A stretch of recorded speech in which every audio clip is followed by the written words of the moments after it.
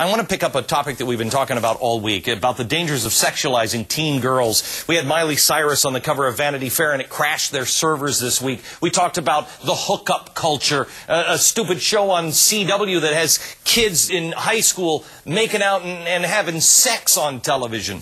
Well, we're not done.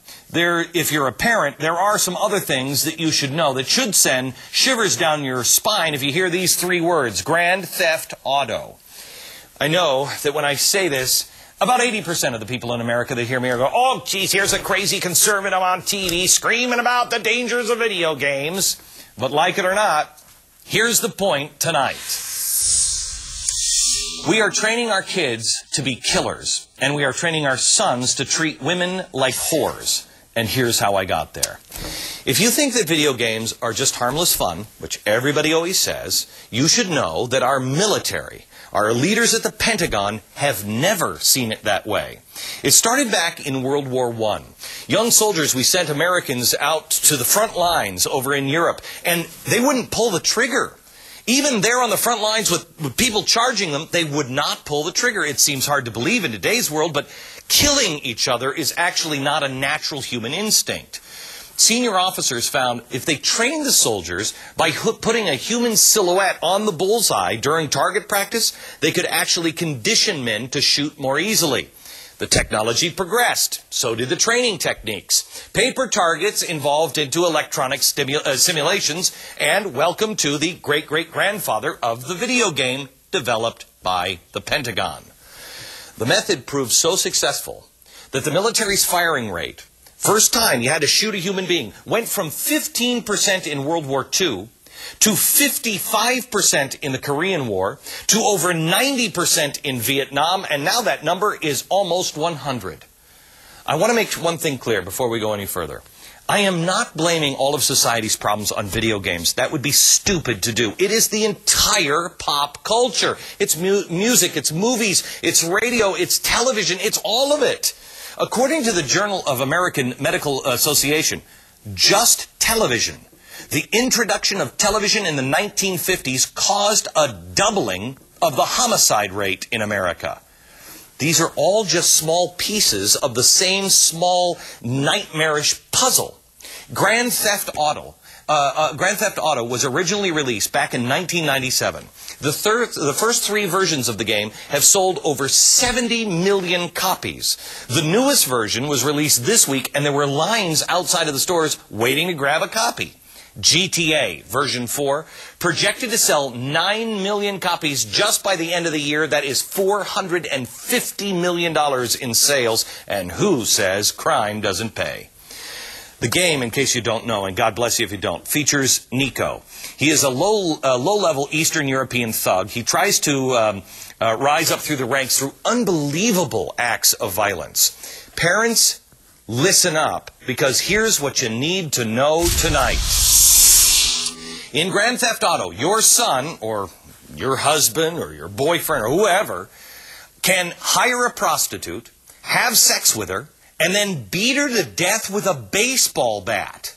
When a police officer comes after him, he can either light that police officer on fire or cut him in half with a chainsaw. This is entertainment?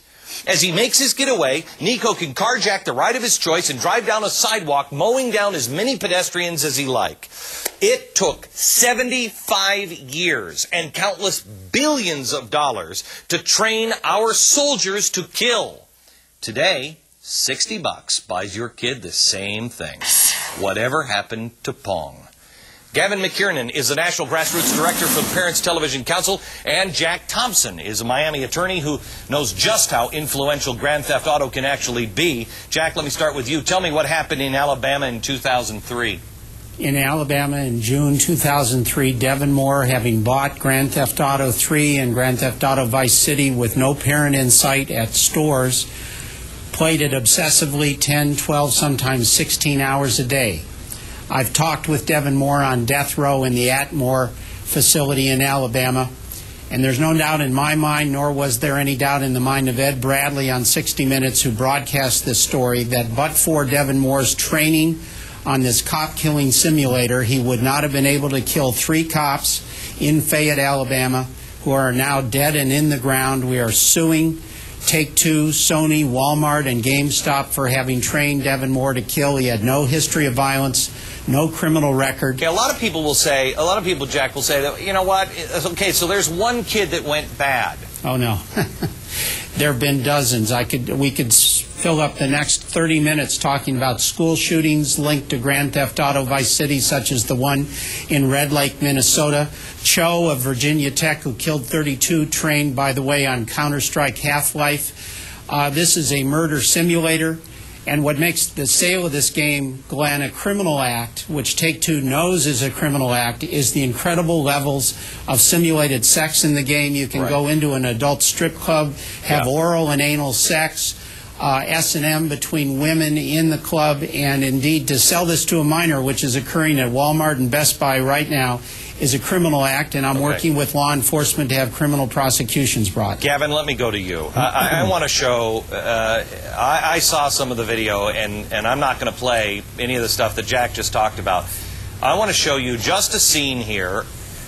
This is where the character that your son or husband or whoever is playing this game becomes.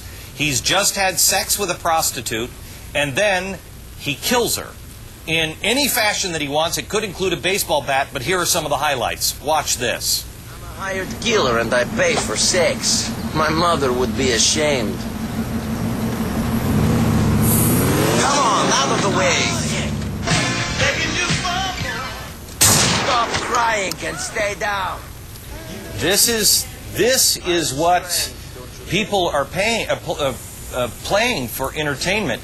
Tell me, Gavin, my kid understands the difference, or I understand the difference. It's just a game. Why is that not true? Well, it really isn't. I mean, this is really an adult product we're talking about here. It's more than just a game. We're not, Miss Pac-Man and Space Invaders anymore. And 30 years of medical research has shown over and over again in thousands of studies the potential effect for violent media to have on children, on the developing mind as you grow. And common sense tells you, and the medical profession has backed up, that there is definitely a difference between casually watching a 2-hour movie with horrific acts and participating, where you are the person going through these horrific acts, and not for 2 hours, but you can spend 70 or 80 hours on Grand Theft Auto just to finish the game, and that's if you're good at it. Jack, I see that this is M for mature, which is not the worst rating. No. This is Glenn, this is in fact, a subterfuge by the Entertainment Software Rating Board.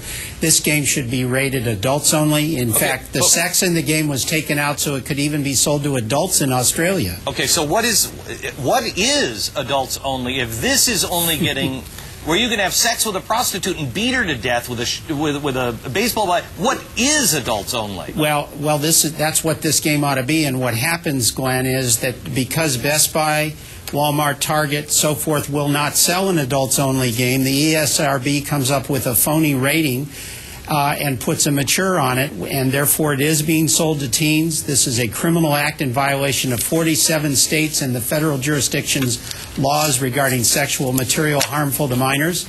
And so this is clearly an attempt by the ESRB to sell this to kids, which is being done. Jack, Gavin, I appreciate your time. I'm sorry we've run out of time.